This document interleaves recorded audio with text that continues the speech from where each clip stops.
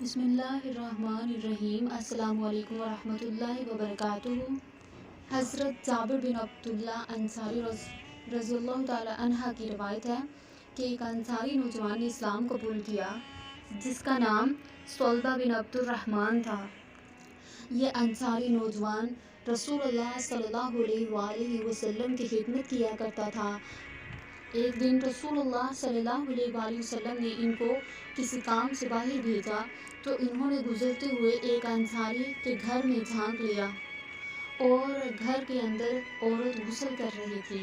اب اس نوجوان کو خوف لاحق ہوا کہ رسول اللہ صلی اللہ علیہ وآلہ وسلم کو میری اس حرکت کے بارے میں بذریعہ وحی اطلاع نہ ہو جائے، لہٰذا خوف اور شرمندگی کے باعث وہ رسول اللہ صلی اللہ علیہ وآلہ وسلم کی خدمت میں دوبارہ حاضر نہ ہوا اور بھاگ کر مدینہ کے پہاڑوں میں جا کر چھپ گیا۔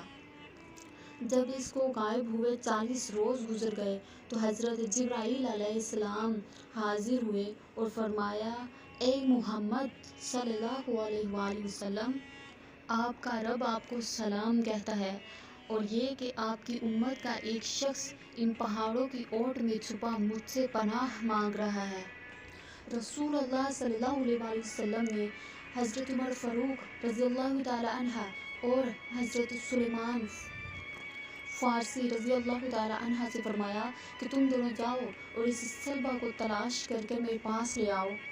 اور یہ دونوں حضرات مدینہ منورہ سے پہاڑی کی طرف نکلے تو راستے میں مدینہ منورہ کے ایک ضفافہ نامی چرواہے سے ملاقات ہوئی تو اس سے پوچھا کہ ان پہاڑوں میں تم نے کسی صلبہ نامی نوجوان کو تو نہیں دیکھا؟ اور اس نے پوچھا کہ شاید آپ جہنم کے ڈر سے بھاگے ہوئے نوجوان کے بارے میں سوال کر رہے ہیں۔ اور ان حضرات نے کہا کہ تمہیں کیسے معلوم ہوا کہ وہ شخص جہنم کے ڈر سے بھاگا ہوا ہے؟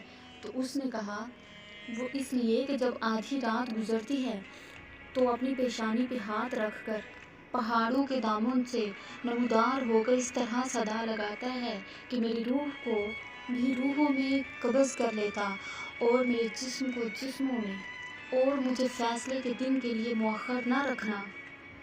تو حضرت عمر فاروق رضی اللہ تعالیٰ عنہ نے فرمایا کہ ہاں، ہم اسی کی تلاش میں ہیں، صلبہ نامی شخص کی۔ اور پھر چرواہا انہیں پہاڑوں کی طرف لے کر چل پڑا۔ اور پھر جب آدھی رات کا وقت ہوا تو وہ شخص حسب معمول اپنی پیشانی پر ہاتھ رکھے نمودار ہوا اور وہی لفظ دہرانے لگا، اے رب، تو میری روح کو ان روحوں میں قبض کر لیتا۔ اور پھر اس دوران حضرت عمر فاروق رضی اللہ تعالیٰ عنہ نے اس کو جھپٹ کر اپنی گود میں لے لیا۔ تو اس نے پوچھا، کیا رسول اللہ صلی اللہ علیہ وآلہ وسلم کو میرے گناہ کے بارے میں پتہ چل گیا ہے؟ تو حضرت عمر فاروق رضی اللہ تعالیٰ عنہ نے فرمایا کہ یہ تو مجھے معلوم نہیں، لیکن کل شام حضرت آپ صلی اللہ علیہ وآلہ وسلم نے تمہیں یاد فرمایا اور پھر مجھے اور سلیمان فارسی کو تمہاری تلاش میں بھیج دیا۔ اور پھر اس نے کہا کہ اگر ایسا ہے تو پھر مجھے ابھی بارگاہ اقدس میں لے چلو، اور جب آپ نماز پڑھ رہے ہوں۔ اور پھر حضرت عمر فاروق رضی اللہ تعالیٰ عنہ اور حضرت سلیمان فارسی رضی اللہ تعالیٰ عنہ اس کو لے چلے اور پیچھے صف کھڑا کر دیا۔ اور صلبہ نے جب حالت نماز میں رسول اللہ صلی اللہ علیہ وآلہ وسلم کی تلاوت سنی تو بے ہوش ہو کر گر پڑا۔ اور پھر سلام کے بعد جب رسول اللہ صلی اللہ علیہ وآلہ وسلم نے ان حضرات سے صلبہ کے بارے میں دریافت کیا تو عرض کیا گیا کہ یا رسول اللہ، سرور کائنات، یہ صلبہ ہے۔ اور پھر رسول اللہ صلی اللہ علیہ وآلہ وسلم نے اسے ہلایا تو یہ ہوش میں آ گیا۔ تو رسول اللہ صلی اللہ علیہ وآلہ وسلم نے پوچھا کہ آخر تجھے کس چیز نے مجھ سے غائب کر دیا؟ اور پھر صلبہ نے عرض کیا کہ یا رسول اللہ، میرے گناہ نے۔ تو نبی پاک صلی اللہ علیہ وآلہ وسلم نے اسے تسلی دی اور گھر جانے کا حکم دیا، جس کے بعد یہ نوجوان 8 دن تک بیمار پڑا رہا۔ اور اطلاع ملنے پر حضرت سلیمان فارسی بارگاہ رسول اللہ میں پیش ہوئے اور انہیں بتایا۔ تو رسول اللہ صلی اللہ علیہ وآلہ وسلم اور سلیمان فارسی رضی اللہ تعالیٰ عنہ دونوں صلبہ کے پاس گئے اور پوچھا کہ تم کیا محسوس کرتے ہو؟ اور اس نے فرمایا یا رسول اللہ صلی اللہ علیہ وآلہ وسلم مجھے ایسا محسوس ہو رہا ہے کہ میرے جسم کی گوشت کو، میری کھال کو اور میری ہڈیوں کو چیونٹیاں سی چاٹ رہی ہیں۔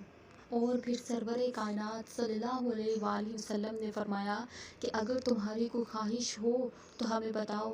تو اس نے عرض کی یا رسول اللہ میرے رب کی طرف سے مغفرت کا پروانہ اور بس پھر حضرت جبرائیل علیہ السلام نزول ہوئے اور حکم سنایا کہ میرا یہ بندہ زمین بھر کی مقدار سے بھی اگر گناہ کرتا تو میں اسی مقدار سے اپنی رحمت اور مغفرت کے ساتھ اس کا استقبال کرتا۔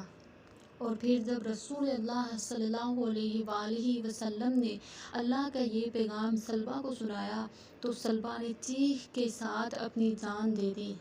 اور پھر سرور کائنات رسول اللہ صلی اللہ علیہ وآلہ وسلم نے سلمہ کے تجہیز و تدفین کا حکم دیا۔